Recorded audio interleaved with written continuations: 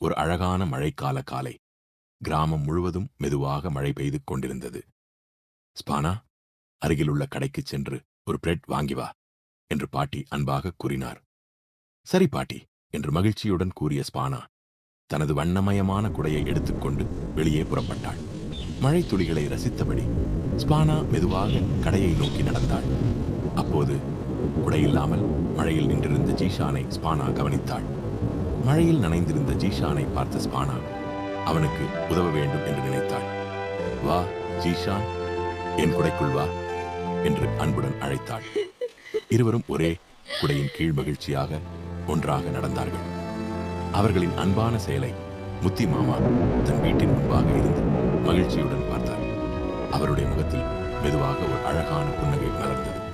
முத்தி மாமா குழந்தைகளை தனது அழகான தோட்டத்திற்குள் அழைத்தார். பூக்கள், காய்கறிகள், வண்ணத்து பூச்சிகள் நிறைந்த தோட்டத்தை பார்த்து இருவரும் ஆச்சரியப்பட்டனர். முத்தி மாமா செடிகளை எப்படி நட்டு பராமரிக்க வேண்டும் என்று அன்புடன் கற்றுக் கொடுத்தார். ஸ்பானாவும் ஜீஷானும் மகிழ்ச்சியுடன் சிறிய செடிகளை நட்டனர். அவர்களின் உழைப்பால் தோட்டம் இன்னும் அழகாக மலர்ந்தது. திடீரென வானம் கருமையாகி பலத்த மழை மீண்டும் பெய்யத் தொடங்கியது. இப்போது வீட்டிற்கு செல்ல முடியாது, மழை நின்ற பிறகு செல்லலாம் என்று முத்தி மாமா அன்புடன் கூறினார். மூவரும் வீட்டுக்குள் அமர்ந்து மகிழ்ச்சியாக பேசிக் கொண்டிருந்தனர். சிறிது நேரத்தில் மழை நின்றது. சூரியன் மீண்டும் பிரகாசித்தான்.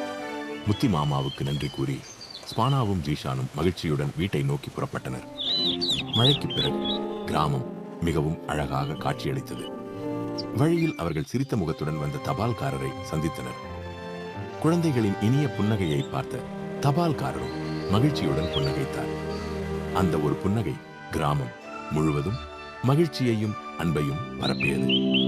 ஒரு சிறிய புன்னகை பலரின் மனதையும் மகிழ்ச்சியாக மாற்றும். நாமும் எப்பொழுதும் புன்னகையுடன் இருந்து அன்பையும் மகிழ்ச்சியையும் அனைவரிடமும் பகிர்ந்து கொள்வோம்.